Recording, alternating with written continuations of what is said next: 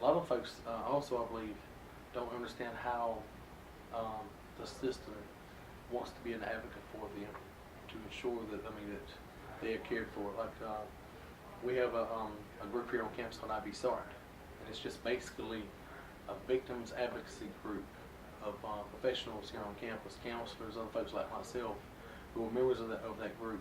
And if somebody was to come forward and report they haven't been a victim of sexual assault, we work with that student.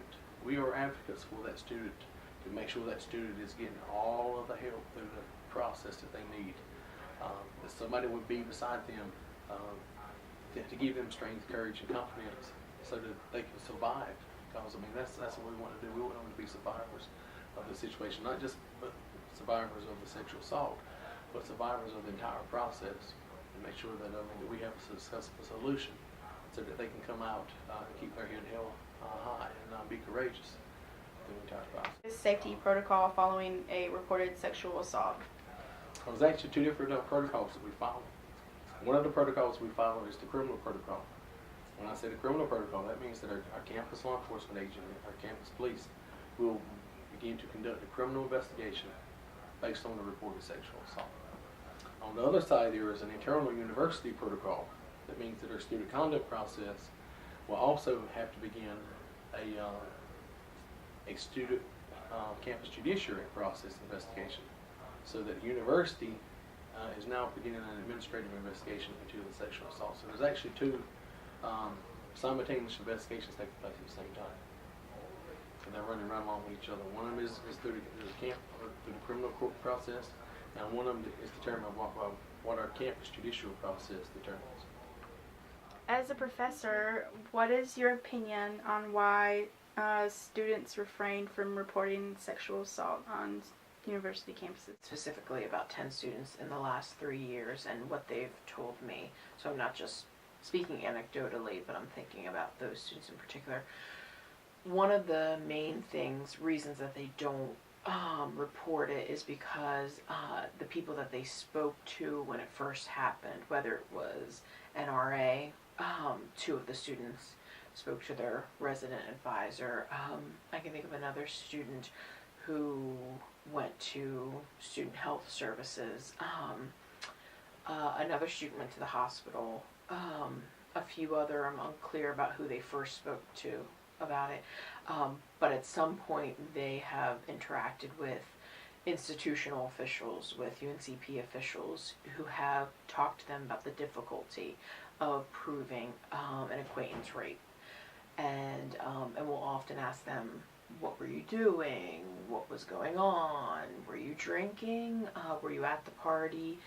Had you been making out with him ahead of time? All these kinds of questions that lead them to believe they have some sort of fault in the issue.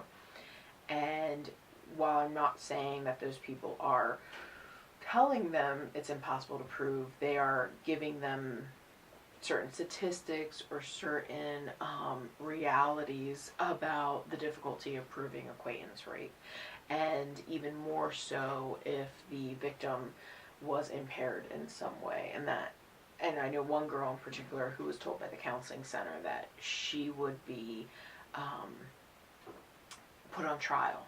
And so her actions at the party, the fact that she was drunk, the fact that she let the boy in her room willingly, all of these things would become part of the rhetoric of any trial, and most likely he wouldn't be found guilty, and she'd have to go through all that, and he still wouldn't be found. A lot of times they know they're rapists, and they know what network he has as well, friends, acquaintances. A lot of times it's a shared network, so you have social issues as well. All of these go into their reasons for not reporting. But I do think the most important factor there is that someone is not necessarily encouraging them to report. They're discouraging them. So when they come to me, usually because they're falling behind on their classwork or they know me and they want to talk to me about it, and I'm encouraging them to report, I am now saying something completely opposite to what they've been hearing all along. I think it's important to report it. As someone who has worked with rape crisis counseling centers, I did as a college student and partly as a graduate student as a volunteer, I saw a lot of women who decided to report and to not report. And many of the women who didn't report it weren't given any sense of closure on the event. Even women who did report and went through the trial, and the trial was unsuccessful, which happened more times than I can believe, still had a sense of, I did everything I could. And they saw it as a crime, not as a mistake, not as something they did wrong, or they dressed wrong, or they were in the wrong place.